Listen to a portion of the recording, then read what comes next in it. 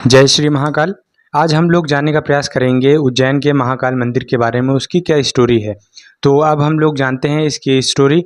उज्जैन जो कि मध्य प्रदेश में स्थित एक शहर है, तो वहाँ पे है उज्जैन का महाकाल मंदिर और वो 12 ज्योतिर्लिंग में से एक ज्योतिर्लिंग है। उसको मान्यता इस प्रकार प्राप्त है कि जो वहाँ के राजा थे, राजा का नाम था चंद्रसेन, तो उन्होंने उस मंदिर को बनवाया था, यानी कि उसकी स्थापना करवाई थी। और स्थापना करवाने के पीछे का कारण ये था कि जो इन्वेडर्स थे, जो आक्रांता थे, तो उनसे उज्जैन नगरी को बचाना था। तो उन्होंने भगवान शिव की प्रार्थना की, उनसे आराधना करी और भगवान शिव प्रसन्न होकर स्वयं प्रकट हुए। उसको इसीलिए स्वयंभू शिवलिंग भी कहा जाता है, क्योंकि वो शिव जो है वो शिव जी स्वयं ही प्रकट हुए थे वहाँ पे, तो इसलिए उसको स्वयंभू शिवलिंग भी कहा जाता है।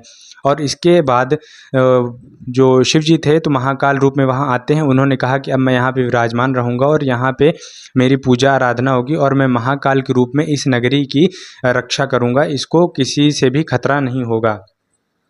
तो ये उसके पीछे का कारण था।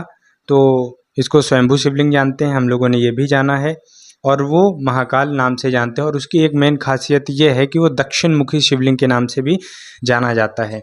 अब इसको भी अन्य मंदिरों की तरह खंडन या तोड़ने का प्रयास किया गया, तो किसने किया था ये प्रयास? सुल्तान शम्स उद दीन इल्तुतमिश 1234 से 1235 तक ये उन्होंने कार्य किया, लेकिन उसमें वे असफल रहे, पूर्णतः वे सफल नहीं हो पाए। और उसके बाद जो अभी जो हम लोग स्ट्रक्चर देखते हैं, तो वो किसने बनवाया था? मराठा जो रूलर थे राणोजी शिंदे, उन्होंने बनवाया था। 1734 में उसका सुंदरीकरण करवाया था, जिसको हम लोग देखते हैं।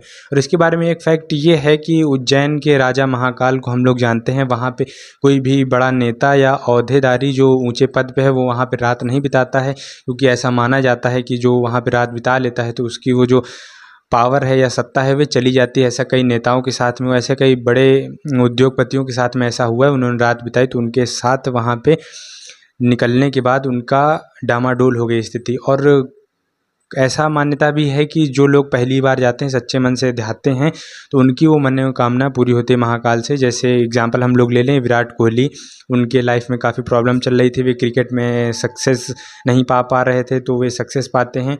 और हार्दिक पांड्या की भी सेम कंडीशन थी। दोनों लोग जब दर्शन करके आते हैं तो काफ़ी फेम पाते हैं।